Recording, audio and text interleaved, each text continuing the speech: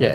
1543년이면은 그러니까 조선으로 치면은 건국하고 예. 한 200년이 좀 안 된 때였고요. 중종. 그러니까 중종, 명종, 명종. 예, 명종 때입니다. 명명했죠. 중종 명종 때죠. 그리고 세계사적으로 치면은 유럽에서는 이미 그 소위 말하는 대항해 시대가 시작되고 100년 정도 흐른. 그러니까 우리가 보통 우리들이 얘기를 하는 게 위대한 배달민족 얘기를 하지 않습니까? 예. 그 찬란한 조선 문화, 조선 역사 얘기하는데 예. 조선의 역사만 두고 보면 당연히 역사는 진화하고 발전하게 돼 있습니다. 예. 그러니까 이 100년 전과 지금 시대를 비교해 보면 한 나라를 예. 그럼 당연히 발전해서 찬란하죠. 근데 그 옆 나라와 비교를 해보면 뭐 이런 엉망진창이 다 있어 하는 한심한 탄식이 나오는 그런 역사였습니다. 그 시작을 저는 1543년으로 보겠다는 겁니다. 그걸 잠깐 도표를 한번 볼까요? 요게 지금 제가 한번 만들어봤던 도표입니다. 1543년에 벌어졌던 여러 가지 일들을 저렇게 만들었습니다. 지금 왼쪽에 보시면은 우리들이 잘 알고 있는 코페르니쿠스가 있습니다. 지동설 천구의 회전에 관하여라는 논문을 코페르니쿠스가 발표한 게 1543년입니다. 그래가지고 이제 법정에도 끌려가죠. 코페르니쿠스는 그때 벌써 사경을 해놓고 있었고요. 코페르니쿠스의 후배인 갈릴레오가 법정에 끌려가서 사실은 안 돌아요라고 얘기했었죠. 그래서 이제 처벌을 면했는데 그렇죠. 재판받고 나오면서 그래도 지금은 좀 그렇죠. 그리고 또 다시 그 그림을 보시면 왼쪽에 밑에 쪽으로 보시면 이렇게 무슨 망치질을 하고 있는 동상이 있지 않습니까? 저게 1543년 3월 달에 코페르니쿠스가 지동설을 발표를 하고 6달 뒤에 일본에 그 바로 유럽에서 날아온 건너온 철포가 일본에 도착한 겁니다. 그러니까 그때 기록을 보니까 그 가고시마 앞바다에 있는 그 다네가시마라는 섬에 포르투갈 그 상인들이 중국 해적하고 같이 배를 타고 와서 철포를 이제 팔죠. 그렇죠. 근데 그 당시에 그 섬의 영주가 15살 먹은 소년 영주였던 도끼닦아라는 사람인데 다네가시마 도끼닦아라고 이 친구가 이거 보니까 다른 건 모르겠는데 이 친구들이 무슨 작대기처럼 들고 다니는 저게 뭐야? 불이 나가고 막. 그래서 이제 시범을 보였는데 이게 어마어마한 무기라는 걸 알고 야 이거 팔아라 그랬는데 이 포르투갈 상인들이 설마 이게 무기가 이게 돈이 될 줄은 모르고 이거 얼마를 받아야 되냐 막 이러고 아니 뭐 그냥 알아서 쳐줘 이렇게 줬는데 이 소년 영주가 그 당시 돈을 줬는데 보니까 10억 원 어마어마한 돈을 주고 우리 돈으로 치니까 10억 원 정도 그 돈을 줬다 이렇게 기록이 나오더라고요. 저 책에도 좀 나와 있죠. 사실 다네가라는 섬을 가보면 10억이라는 돈이 나올 섬이 아니에요. 아주 작은 섬입니다. 지금은 거기 저 우주선 일본 우주기지가 있는 섬이죠. 그렇죠. 저펜 항공우주연구소의 센터에 발사기지가 있습니다. 그러니까 뭔가 그 해에 벌어진 게 왜 지금까지 연결이 되지 않았던 기시감이 드는 그런 장면이 1543년에 벌어진 거예요. 한마디로 얘기해서 그 당시에 포르투갈 그 상인들이 다네가시마에 와서 철포를 팔아가지고 한 자루에 이제 10억 원을 주니까 어이쿠 고맙다 그래도 한 자루 더 줘가지고 두 자루에 10억 원에 이제 파니까 이게 어마어마한 돈을 벌잖아요. 그래서 그 당시에 포르투갈 상인들이 이제 일본만 가면 돈을 번다라고 그래서 이미 1543년에 일본은 개항이 됐다. 그 이후로 막 엄청난 서양 배들이 몰려오니까. 그렇죠. 저기 작아서 안 보이는데. 저거 좀 확대 좀 해주실래요? 소수서원이라고 적혀 있습니다. 경상도 영주에 있는. 저희 가봤습니다. 가보셨어요? 아주 아름다운 곳입니다. 소수서원에 적혀 있습니다. 저 소수서원이라는 서원이 생긴 게 1543년입니다. 저게 처음에는 뭐 그랬는지를 몰라도 나중에 저게 이제 붕당 그러니까 말로 그 붕당 정치의 아지트가 되죠. 그러니까 서원은 오죽하면 나중에 그 대원군을 포함해서 그 조선 후기에 여러 군주들이 저걸 없애기 위해서 엄청 고생을 했겠습니까? 정치 공학을 조작하는 아지트였고 그리고 또 조선의 성리학이라는 이데올로기를 강화하는 그런 강학의 장이었고 그랬던 거죠. 자, 그러면 제가 저 그림을 왜 저렇게 했나 하면 저 세 가지 사건이 몇 달 차이를 두고 서기 1543년에 벌어진 거예요. 지동설, 일본의 철포전래, 그리고 같은 해에 조선에서는 서원의 오픈 설립. 그렇죠. 그러니까 이 얘기가 사실은 우리가 그때 그러지 않습니까? 예. 처음에 각도가 0.1도로 삐뚤어져 있어도 이게 100m를 달려가면 예. 100m가 그 위에 얼마나 벌어지겠어요. 그 예. 차이, 그 방향이. 예. 근데 그 이후로 400년 동안 역사가 달려갔는데 유럽의 역사가 달려가고 그리고 일본의 역사가 달려가고 예. 조선의 역사가 달려갔는데 예. 그 종착지가 과연 어디였나? 그건 우리가 역사에서 우리는 환하게 다 알고 있습니다. 예. 한 나라가 다른 나라한테 집어삼켜줬고 예. 한 나라, 그 문명권은 세계를 제패했죠. 아, 그러게 말이에요. 그거를 이제 자세하게 말씀을 드리고 예. 그래서 이 1543년에 만든 어떤 지도부의 결정이 나중에 어떻게 구체적으로 야곱야곱 역사를 만들거나 부숴왔는가라는 거를 앞으로 계속 말씀드리겠습니다. 그러니까 이 철포의 전례가 예. 그냥 일본의 철포 전례로만 끝난 게 아니라 네네. 이게 동아시아에서 이제 소위 말하는 이제 힘의 역학구도가 막 휙휙 바뀌고 네네.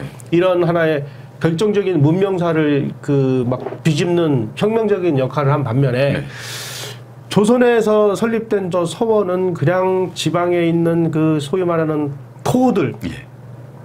토호들이 모여가지고 중앙정부에 저항을 하고 자기네들끼리 혈연지연 학연으로 뭉쳐가지고 자기네 이론을 똘똘똘똘 더 뭉쳐가지고 내면으로 개방이 아닌 수축이 되는 예. 하나의 그 방아쇠가 아니었나. 그렇습니다. 서원은 이따가 말씀드리겠지만 예. 서원을 구체적으로 말씀드리자면은 지금 철포와 그리고 그 철포 우리들은 이제 조총이라고 부릅니다. 예. 근데 그 조총과 그리고 지동설과 예. 그리고 서원이 가지고 있는 의미는 지성사적으로도 굉장히 큰 의미가 있는 거죠. 그렇죠. 지동설 일단 코페르니쿠스 지동설 둘째로 치고 이 서원을 얘기를 하자면 우리 모두 알다시피 조선의 건국 이념은 성리학 아니겠습니까? 처음에 성리학이 도입이 됐을 때는 굉장히 좋은 이념이고 좋은 철학이었습니다. 굉장한 선진학문이었죠. 맞습니다. 예. 왜냐하면 고려라는 그 왕조가 시작은 통일신라를 타도를 하고 후 삼국을 통일을 해서 그 다음에 고려라는 신흥 왕조를 만들었죠. 예. 그런데 이게 점점 권력이 부패해가면서 예. 이 귀족사회가 부패해간 겁니다. 그래서 지방의 인민들, 백성들을 괴롭히고 예. 그리고 귀족들이 자기의 사병 그리고 사원 농장을 가르치고 지배를 하고 예. 그리고 불교라는 이데올로기가 이제 집단화되면서 예. 권력화되면서 부패하기 시작했죠. 이 불교가 아니라 불교 집단을 타도하기 위해서 정도전 같은 신진 사대부와 그리고 신흥 군부 세력, 이성계 세력이 합쳐서 만든 게 고려 조선왕조 아니겠습니까? 예. 여기에 철학적인 베이스가 된 게 성리학이거든요. 예. 그 당시에 성리학은 그 송나라의 그 예. 소위 말하는 선진 강남 농법 네네. 그리고 화폐제도 예, 예. 뭐 이런 아주 선진적인 제도가 하나의 그 밑바탕이 됐던 네네. 그야말로 그 이 선진 학문 중에서도 최첨단 학문이었는데 예, 예, 예. 이게 조선에 와가지고 이제 500년 동안 고인물처럼 썩어가지고 그렇죠. 예. 그러니까 이게 결국은 개방을 하고 예. 개혁을 해서 끝없는 이 그 자기 변화를 예. 일으켰어야 되는데 우리는 문 닫아 걸고 그냥 침잠하는 바람에 쫄딱 망했고 그 시작이 저는 서원이라고 생각하는 겁니다. 예. 왜냐하면 소위 말하는 권력층의 그 지배 수단이었던 예. 성리학이 이제 서원을 통해서 소위 그레스 루트 차원으로 이제 내려가 버린 거예요. 예. 그러니까 지방에 물론 향교도 있고 뭐 여러 가지 기관이 있었지만은 미래 엘리트 집단으로 편입될 충원될 지방의 사대부들 선비들을 대부로 만들기 위해서 예. 성리학을 집단적으로 세뇌하던 그런 기관이 서원이었고 서원이었다. 그 서원이 송나라 때 있었던 서원을 그대로 흉내를 내서 조선에 들여온 게 저 아까 봤던 영주의 소수서원 그러니까 원래 이름인 백운동 서원이었다는 겁니다. 그러니까 지성이 계속 꿈틀꿈틀대면서 발전을 해야 되는데 이 성리학 서원에 들어섬으로 해서 완전 지성자의 발전이 거기서 올 스톱이 돼버린 겁니다. 예. 자 이제 1543년에 이 세 가지의 현상이 우리 사회에 이제 어떤 영향을 끼쳤는지를 네네. 한번 이제 잘근잘근 한번 씹어보도록 하겠습니다. 알겠습니다. 예. 자, 코페르니쿠스를 볼까요? 사진을 보면 예. 저 사람이 우리가 잘 알고 있는 코페르니쿠스입니다. 예. 코페르니쿠스가 태어났던 시대에는 이 중세 말기였습니다. 예. 중세라는 게 뭔가요? 암흑 시대. 암흑이죠. 예. 예. 소위 말하는 학문이라는 것이 존재하지 않고 네네. 오로지 신의 뜻만 추구하던 시대. 그러니까 신의 뜻만 좋으면 예. 모든 게 다 안락할 수 있고 예. 신의 뜻을 좋지 않으면 그 분노의 대상이 되는 그때 시대였죠. 예. 그렇기 때문에 신이 만든 세상은 인간의 중심이었고 인간이 사는 이 지구가 중심이었고 지분지 지면인지 모르겠으나 그게 중심이었고 예. 그 바깥은 지옥이었던 겁니다. 그래서 지구를 중심으로 천체가 돌아갔던 시대였죠. 그 안전했던 시대였어요. 그런데 중세가 그렇게 암묵기여긴 했지만 중세 수도사들은 사실은 공부를 많이 하고 있었습니다. 그러니까 고대 그리스와 로마 시대 때 가지고 있었던 지성들이 수도원에 있는 도서관에 꽉꽉 채워져 있었거든요. 그러니까 수도사들이 볼 때 뭐 이상하게 했던 거예요. 이상하다. 이 유클리드 기하학에 따르면 이렇지가 않은데 궁금증을 가지고 있었지만 이걸 발설하면은 이제 화형을 당하는 거죠. 그러니까 소위 말하는 멸문지화를 당하죠. 그렇죠. 네네네. 그런데 이 코페르니쿠스는 직업이 신부였습니다.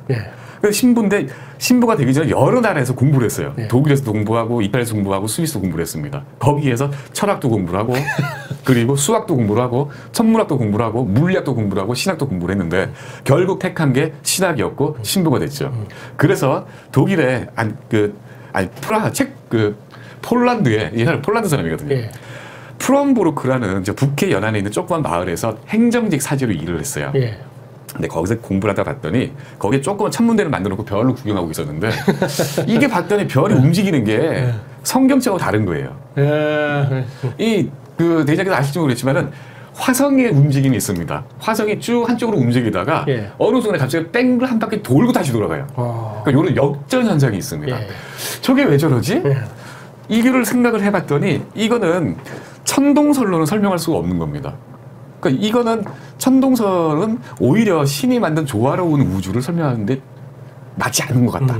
그래서 혹시나 해서 그러면 지구가 움직인다고 하면 어떻게 무슨 일이 벌어질까 하고 다시 수학적으로 조합을 해봤더니 너무나도 조화로운 거예요.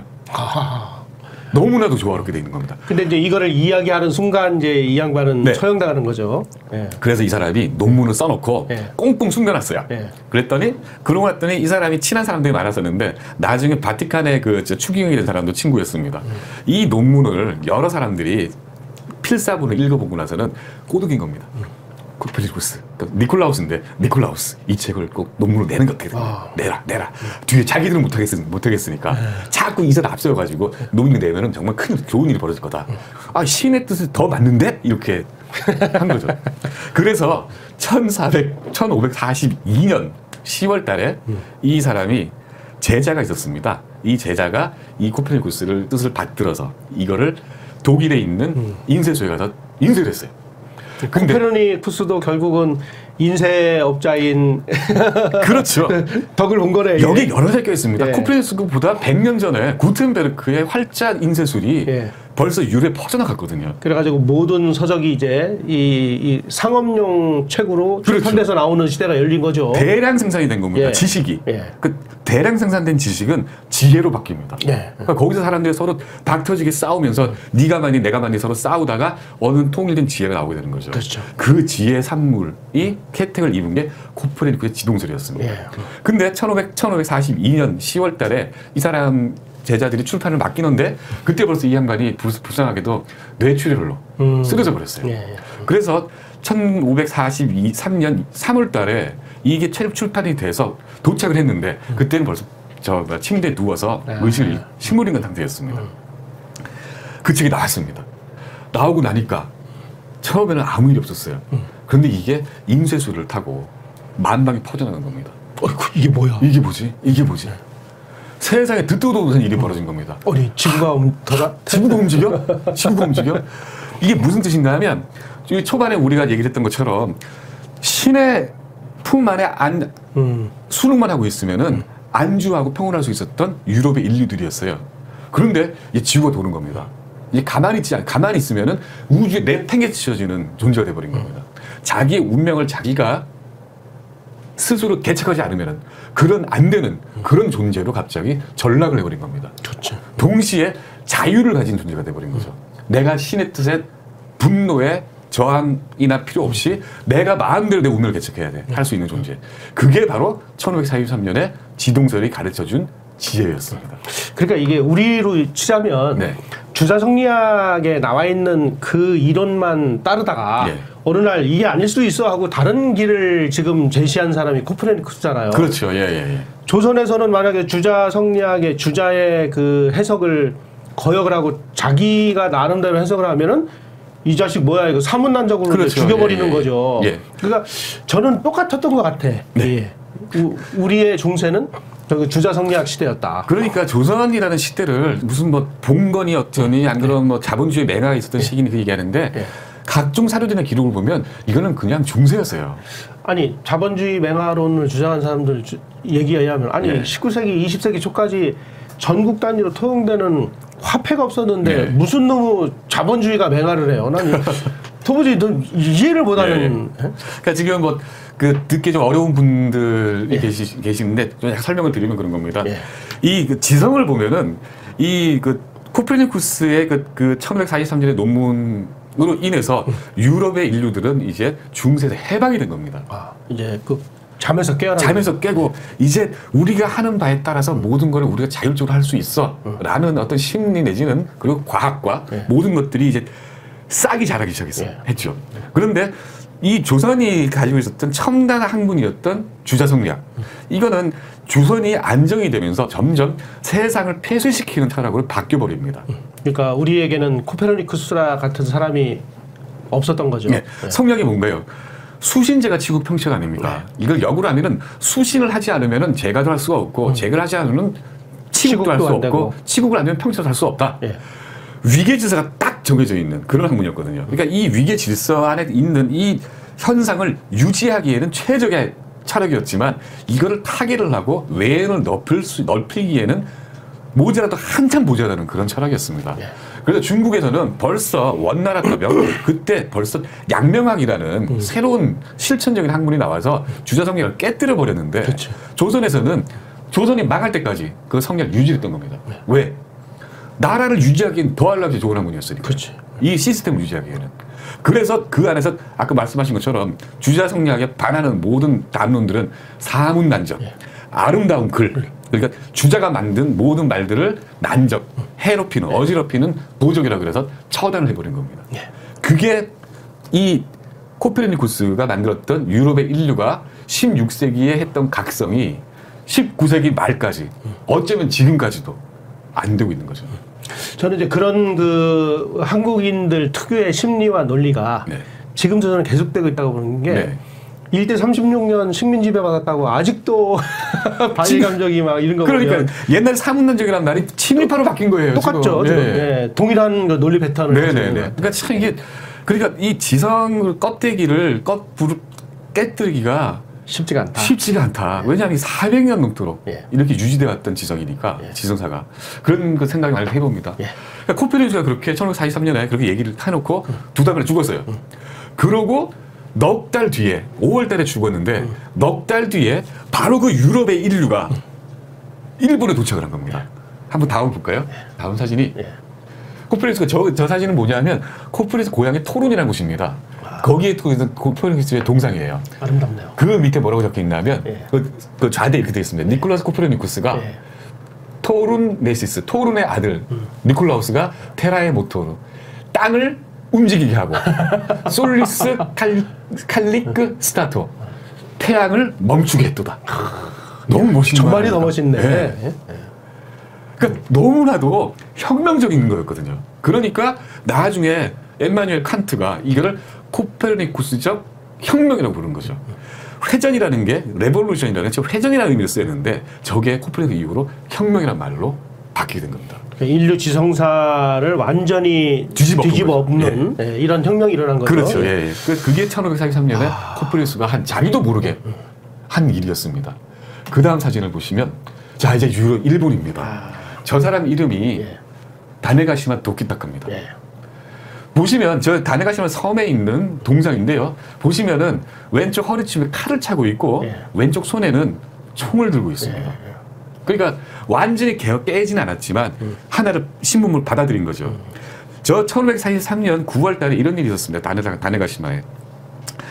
중국 해적선 하나가 표착을 했는데 선장은 중국 사람이었습니다. 그 왕직이라는 이름은 왕직이고 호를 오봉이라고 썼습니다. 다섯봉우리라고. 그러니까 왕직은 유명한 사람입니다. 유명한 해적이죠. 유명한 해적이고 그리고 일본 역사에서 빼놓을 수 없는 그리고 굉장히 일본에서 귀하게 여기는 중국 사람입니다. 근데 이제 전직은 해적이죠. 그렇죠. 근데 이 사람이 나중에 어떤 일이 있었냐면은 20세기에 저 왕직을 일본 그러니까 중국 사람이 가서 왕직 무덤을 파괴를 해버리는 그런 경우가 있었어요. 이 나쁜 놈이 일본에게 문명을 전해줬어. 그러면서. 그러니까 우리는 뭐 외국 그러면은 나쁜 나쁜 놈들, 해적 그러면 나쁜 놈들 그렇게 얘기를 하는데 그 시기에는 해적하고 해군이 구분이 없잖아요. 그렇죠. 그러니까 무장을 하고 다니다가 무장한 무역선들이었죠. 자기네들하고 봐서 비등비등하면 그냥 지나치고 봐서 뭐 자기네들보다 약할 것 같으면 가서 약탈해가지고 뺏고 하는 게 그 당시에 일반적이고 맞습니다. 보편적인 지서였으니까 왜구도 그 중에 하나였을 뿐이죠. 그러니까 이 해적 굿자, 그 도적 굿자를 일본에서도 그걸 사용을 하거든요. 그러니까 왜냐하면 이 사람들이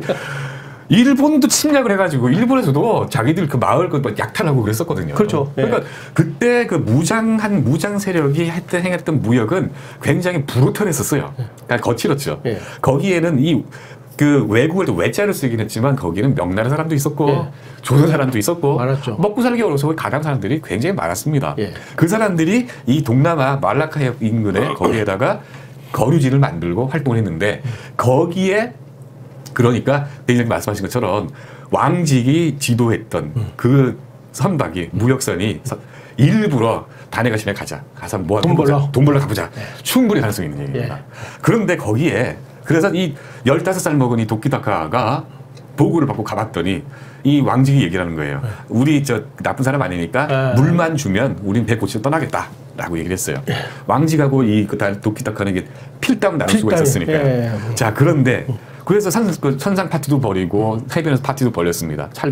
술도 마시고 막 그랬죠. 근데 봤더니 이상하게 생긴 사람들이 있는 거예요. 까무잡잡하게 생긴 덩치 큰 사람들이. 저 사람은 뭐 하는 사람들이냐 그랬더니 이 왕직이 저 사람들은 남만인이다.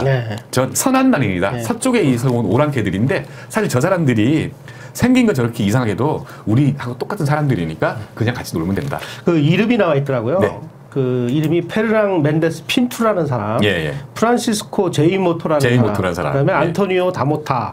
이게 이제 포르투갈 상인들이죠. 그러니까 세 사람 이름이 이렇게 일본 말로 표현이 돼 있고 그런데 사실은 핀투라는 사람이 진짜 그 사람이냐는 좀 의문이 있어요. 왜냐하면 핀투는 나중에 자기가 내가 다 했노라고 막 자랑하는 글만 있었거든요. 어찌됐든 이 포르투갈 사람들이 와서 보는데 보니까 아까 말한 이상한 짝들이 있는 거예요. 그때 15살이니까 얼마나 호기심 많았겠습니까? 저거 뭐냐? 그랬더니 그 중에 한 사람이 이 다모타인지 그 사람이 말이 안 통하니까 실전을 보여준 겁니다. 저 바위에다가 하얀 술잔을 놓고 이쪽 바위에다가 짝대기를 견주고 놓은 다음에 이 뒤에 실에다가 불을 붙였더니 은산을 무너뜨리고 철벽을 꿰뚫을 만한 파괴력 그리고 벼락 같은 소리가 나면서 술잔이 깨지더라. 이렇게 기록이 되어 있는 거예요. 깜짝 놀라서 저게 뭐 하는 거냐 그랬더니 나중에 결국에는 철포라고 대포라고 이름을 붙였습니다. 그게 유럽에서 발명한 지 얼마 안 됐던 아코버스라는 화승총이었습니다. 이거를 보고 그 당시는 일본이 전국시대였으니까 무장을 해야 되니까 도키타카가 사버린 거예요. 2정을. 그걸 10억이라는 거금을 주고 한 정을 사고 또 한 정을 또 받았습니다.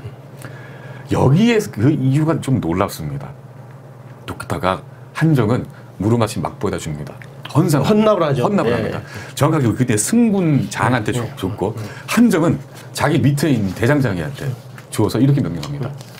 만들어라. 역설계를 시킵니다. 1년 걸려서 만듭니다. 보통 이제 그 당시에 선물을 받으면은 자기가 쓰고 버리거나 어떻게든 사라졌겠죠. 그런데 이 사람은 자기가 쓰고 싶어 미치겠는데 이거를 대장장에다 주어서 역설계에서 국산을 하라고 말하는 거죠. 저는 이제 이 도검 장인에게 이걸 만들어라 하고 국산화를 명했을 때 그 도검 장인 이름이 역사에 남아있다는 게 일본 문화와 우리 문화의 차이인 것 같아요. 그 야이타 김배라는 사람이 이름이 남아있는데 일본 같이 이렇게 기술자, 장인 이런 사람을 우대하는 사회니까 이게 가능하지 않았을까. 만약에 조선 같았으면 이거 전부 노비 아니면은 천민들 아니에요. 이 철을 만지고 대장장이 이런 것들은 그 뭐 이름이나 남아 있겠어요. 그게 참 아쉬운 점이고 그 결국 저는 성리학이 문제가 크다고 생각을 하는데 산업공상의 신봉구죠. 그러니까 조선식 산업공상이죠. 그러니까 산업공상이라는 게 사실은 사회 분업 체계를 의미하는 거였는데 조선에 와서 위기로 바뀌어버린 거예요. 그러니까 그게 참 문제였습니다. 어쨌든 그 덕분에 이 김빼의 역할로 1년 만에 이 조총이 철포가 국산화가 성공이 됩니다. 그 재미난 얘기도 많지만 시간 관계에서 생략을 하고 나서 성공하고 나서 어떤 일이 벌어진다면 오사카에서 상인들이 와요. 철포 사러. 철포를 사러. 뭐 여러 가지 물건 사러 왔겠죠. 그랬더니 이 도키타카가 이 철포 설계도를 줍니다. 팔면서. 그러니까 철포를 팔고 설계도를 줘버립니다.